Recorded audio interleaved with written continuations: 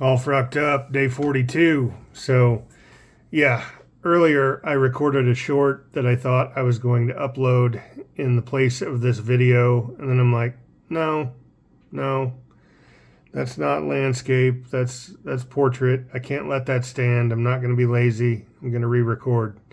So, yeah, as far as Father's Day, the recap would be, a Rockstar Energy in the morning, some Sprite, a 20-ounce squirt, a 12-ounce ginger ale, and then water in the afternoon. Cut that off at 2:30 p.m., weighed in at 5:30 p.m. I was up 1 pound.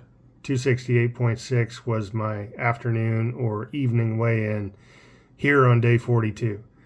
So yeah, I did all that, weighed in, and then I went and had a couple of pork chops, one with barbecue sauce, one without. I know that there's dietary fat grams there. I had baked beans because, I dearly love baked beans. It was a comfort food growing up, and it doesn't tend to bother me at all. Like some folks have beans and you don't even want to be around them because they're going to crop dust you. But my body doesn't react that way for whatever reason. And it's great because, I like that particular food. So the funny thing is, though, I could do without the fat. Like I've had, baked beans without all the added fat, and it's just fine. It's just beans and added sugar, and that's great. But that's not what I ate this evening. I had, the traditional, or I should say more traditional baked beans. It had some like marshmallow fluff with mandarin. I might have botched that up. The little oranges, the mandarin oranges. Marshmallows are zero fat, mandarin oranges, or, the tiny oranges, that's what I'm trying to pronounce.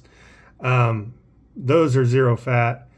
What else was in it? I don't know. It could have been highly suspect, but had some of that, and then pasta salad that was ruined by the addition of bacon. It's like, why does pasta salad suddenly have to have all the added fats? So, yeah, it was for sure a mixed macro meal. I should have just stuck to the pork chops that were part of an intelligent indulgence that I had planned for the evening of Father's Day, and then stuck to the baked beans and just, not eating the bacon. That's an option too. Just because it's on your plate doesn't mean you have to consume it.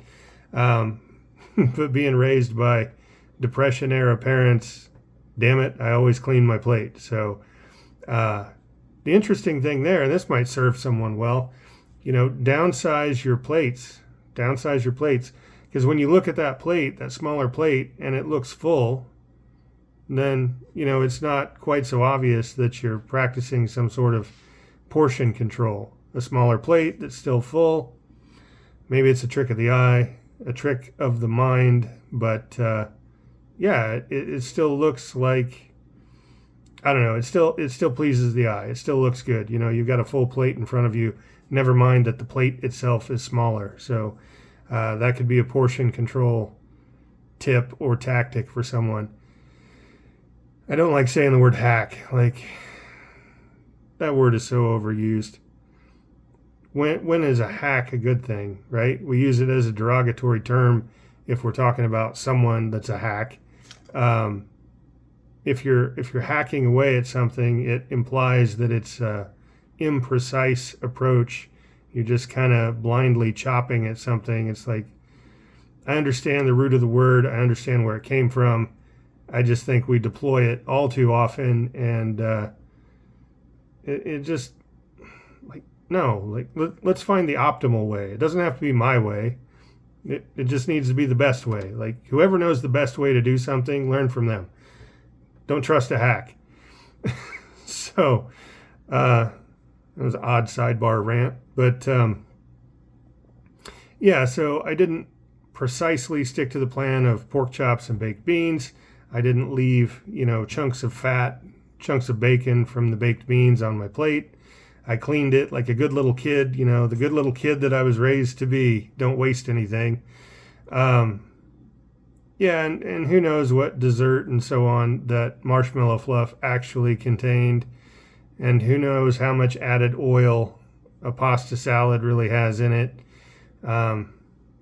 Because I think a lot of people add oil either A, thinking it's healthy, or B, trying to get little added ingredients to stick to the bow tie pasta or whatever kind of pasta they're using. So there could have been added oil in the pasta salad. It's like, the bottom line is, unless you make it in your own kitchen, you don't know what it contains. Not really.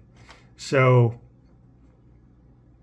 I had an intelligent indulgence. I'm questioning now the idea of prefacing an indulgence with the word intelligence when I knew it contained dietary fat.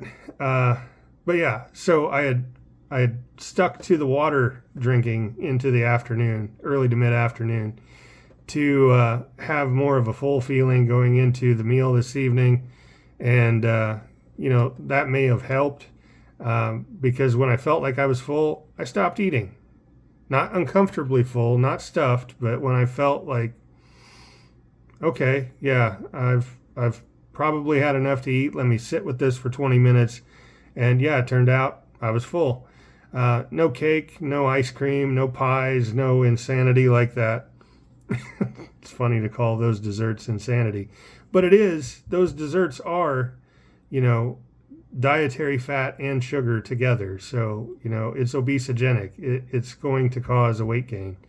And no, I don't subscribe to the calorie model as a purist. I don't just count calories. I understand that there's various responses in the body depending on what type of macronutrient calories you took in.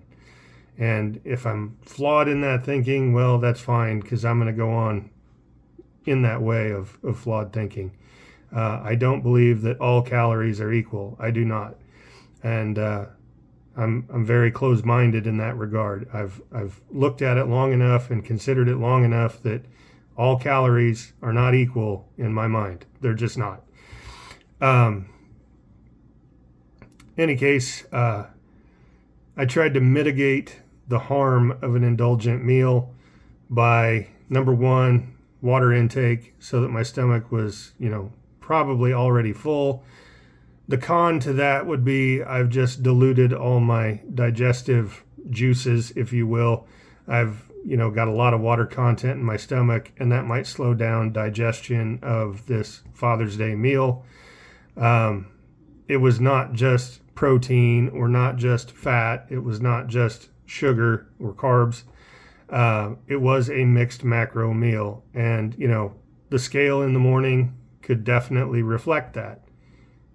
And that's okay, because I'm not going to get stuck in my head. I'm just going to go ahead and be like, oh, I can see how that would happen. I understand that what I ate was mixed macros. I understand that, fat and sugar together will, not can, but will cause weight gain. Who knows what the sodium content was? So who knows what kind of fluid retention or water retention that might cause. So if the scale's up, and it easily could be, I'm not going to be stuck in my head. I'm going to go right back to the plan of front loading the sugar in the morning, dry fasting in the afternoon. It's funny to even call it a fast because it's so few hours. And then in the evening, I'll have my couple of plain baked sweet potatoes with the skin on, and that'll be that. So right back to plan, whether I'm up, whether I'm down, whether I'm stalled. Tomorrow morning, I'm right back on plan again. So I hope everyone had a happy Father's Day and a great evening. See ya.